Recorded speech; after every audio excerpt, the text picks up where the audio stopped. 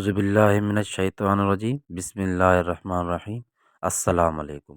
Learning with NMS official YouTube channel ते तव्हांखे भलीकार चऊं था। अॼु असांजो टॉपिक आहे सिंधी ग्रामर इल्म सनफ़ खाका नवेसी स्केच राइटिंग।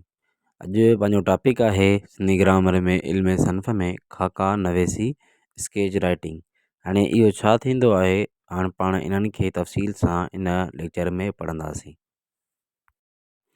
खाका नवेसी स्केच राइटिंग। खाका नवेसी सवाई अदब जो हिकु हिसो आहे जंहिंमें लेखक कंहिं हस्तीअ शख़्स या बुज़ुर्ग जी ज़िंदगीअ ऐं संदसि ख़िदमतुनि खे चुटींदो आहे। हिते चुटींदो लफ़्ज़ मतिलबु आहे त उन जूं जेके शयूं मतिलबु ख़ुसूसी ॻाल्हियूं उहे खणणु चूंडींदो आहे, मतिलबु उन खे ज़ाहिर करे थो लफ़्ज़।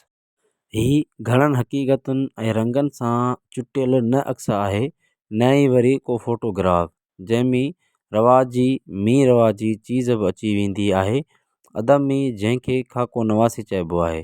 खाको नवासी लफ़्ज़ तव्हां हूअं ई आम ॿुधो हूंदो, मतिलबु ईअं ई चवंदा आहिनि खाका ठहंदा आहिनि नंढा जेके स्टेज ड्रामा थींदा आहिनि उन्हनि खे खाका नवेसी चइबो आहे, मतिलबु खाको चवंदो आहे।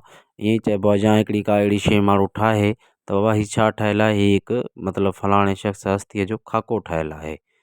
खाको मतिलबु डुप्लीकेट ॿिए शइ जो मतिलबु ठाहिणु, लिखत जी सूरत में बि ठाहे सघे थो खाको ऐं मतिलबु ॿी कंहिं बि सूरत में बि ठाहे सघे थो खाको।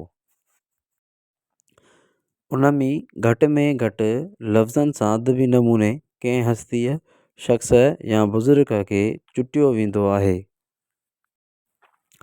आमतौरु किन ख़ासि शख़्सनि ते खाका लिखिया वेंदा आहिनि, लेकिन खाका नवेसी अक्स ठाहे ज़िंदगीअ में हक़ीक़तुनि जी सचाई ऐं गैर शख़्सी रुख ज़रूरी ॾींदो आहे।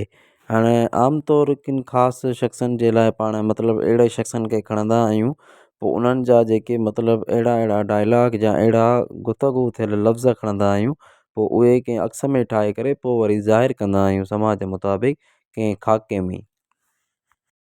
इन में तसवुर खे बिल्कुलु जॻह कान्हे जेवणी कंहिं शख़्स जे समूरी ज़िंदगी या ज़िंदगीअ जे घणे हिसे खे पाण समाए थी, जॾहिं त कंहिं जो खाको लेखक जी ॾात ऐं ज़िंदगी सां जुड़ियल कंहिं शख़्स जो मुख़्तसिर चित्र आहे।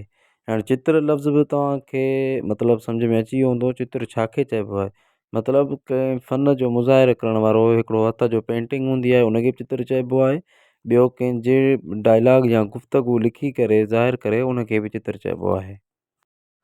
उन नमूने जीवन कहाणी सवाह निगारीअ खां अलॻि आहे। खाके चुटण में इख़्तिसार ऐं शिद्दत इंग्लिश में चइबो इंटेंसिटी इस्तेमालु कई वेंदी आहे। थोरनि लफ़्ज़नि में बि घणो कुझु चवणु खाके जी चुटण जी ख़सूसियत आहे। पाण ईअं बि चवंदा आहियूं त थोरो चवणु घणो सम्झणु।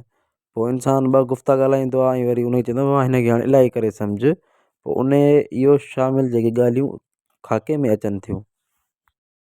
सिंधी अदब में खाका नवेसी जा केतिरा ई सुठा किताब शाया थी चुका आहिनि, जिन में जनम गुज़ारियम जिनिसी GM सैयद जो, सांगी के सारियाम शेख अब्दुल रज़ाक राज़, शिकिलियूं अब्दुल क़ादिर जुणेजो, फ़न शख़्सियत अंदाज़ डॉक्टर शमसुद्दीन अरसाणी, ॾाहप ऐं ॾात जी लाट सिराज। इहे सभु इन्हनि सभिनी जा किताब लिखियल आहिनि, काफ़ी ॿिया बि आहिनि वग़ैरह वग़ैरह, उन्हनि जा बि खाका नवेसी ते तक़रीबन काफ़ी किताब लिखियल आहिनि।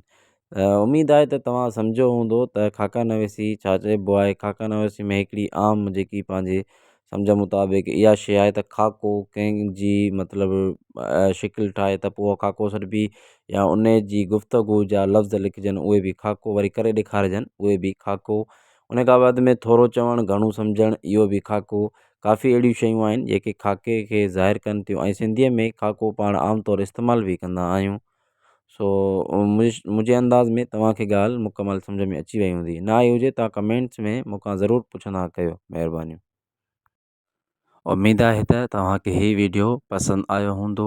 अहिड़ियूं ॿियूं सनफ़ूं ॾिसण में मिलंदियूं, ॾिसंदा रहो असांजो YouTube चैनल। सब्सक्राइब कयो असांजो YouTube channel learning with N M S. Like share comments ज़रूरु कंदा।